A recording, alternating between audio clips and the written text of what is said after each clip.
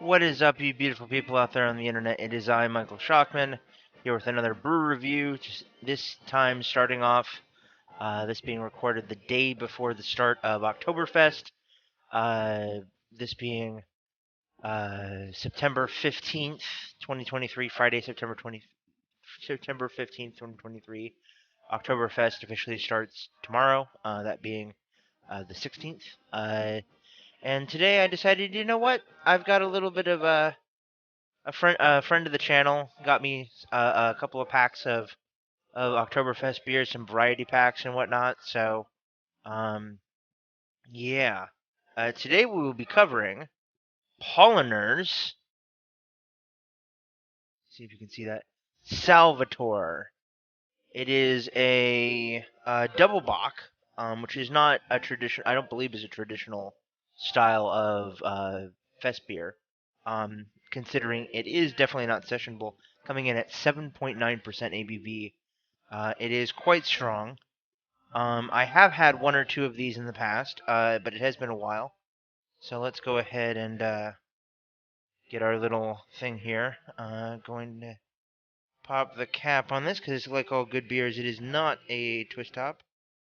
Um, Paulaner, as a lot of you probably will know, is one of the big five or big six um, brews that are allowed to pour at Oktoberfest.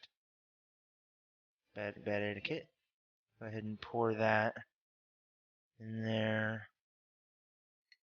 Gotta let it big amount of head right there. Unfortunately, I poured it pretty poorly. No pun intended. But it definitely, yeah, it definitely smells very malty, very kind of chocolatey almost. Which, considering it's a double bock, is not entirely unexpected. Um, so I'm gonna get on the news, showing the news.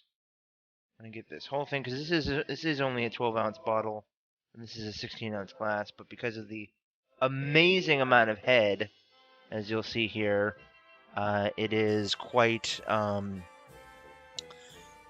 head is taking a long time to dissipate. A fluffy, pillowy kind of head.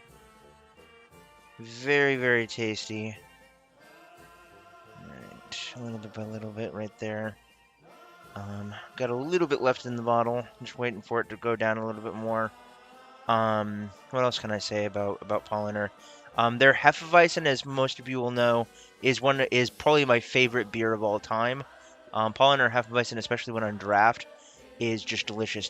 Delicious notes of banana and clove, delicious wheat characteristics. It's a grand beer. A grand beer. There we go. That's good. All right. So yeah, got that there about a 2.5 finger, fluffy, creamy kind of beige head. Um, Definitely kind of a malty kind of amber color to it, kind of dark in this light. Um, Definitely smells of dark fruits, um, malt, kind of chocolatey, kind of like an Ovaltine type smell. Very bready. But anyway, let's go ahead and mouth it, and I will give you guys some tasting notes. So here we go. Let's mouth it.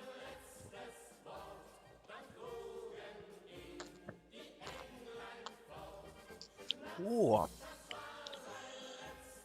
Whew. Oh man, it's like drinking. If any of you have ever tasted baking chocolate, like the really really dark kind of very low sugar, very high percentage of cacao baking chocolate, that's what this tastes like. Very very bitter. A little tiny bit of sweetness from the malt, but very bitter. Very heavy as well. Like you could only have a couple of these and you'd be good. Any more than that and you'd be a little bit feisty.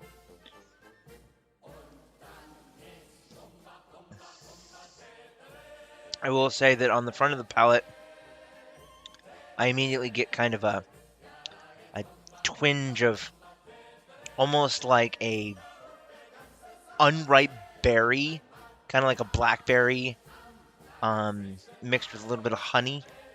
On the middle of the palate, I get a lot of bready notes. The beer kind of coats my tongue, and it's very fluffy and very thick. And then on the back of the palate, it just blends and fades. I've been taking little sips here and there, and I still have a huge amount of the aftertaste. It's very bitter,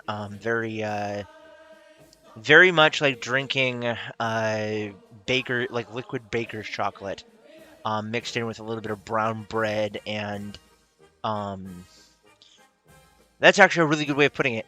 If you took nearly unsweetened liquid baker's chocolate and dipped rye toast in it, and then bit down on that, that's what this reminds me of. That's what this I imagine would taste like.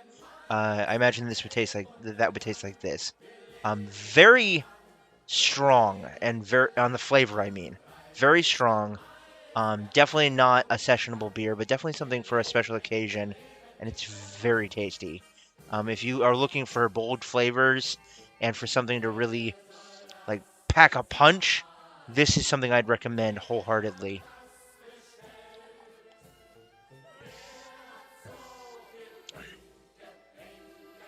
Yeah. Yeah, that's what I would recommend. But yeah, like I said, it's say hold up the bottle. They're saying Paulaner Salvator Double Bock. Double Bock, which is a strong bock. But yeah, if I had to rate this, I would have to say it's not something I would choose to get every day. So I would probably, for my personal ranking, I would probably have to give it like a 3.75 out of 5, just because it's so heavy and it's so bitter, and it is very enjoyable, but it's definitely not something I could do every day. From a craftsman point of view, it is amazing. I would definitely give it like a 4.75, if not a 5 out of 5. So take that as you will. I would highly recommend that you check it out. I honestly don't know if it's readily available in most grocery stores outside of this season, or even at all. I don't know if this is like a limited time run, but it is quite tasty. So if you can, I would recommend you go and check it out.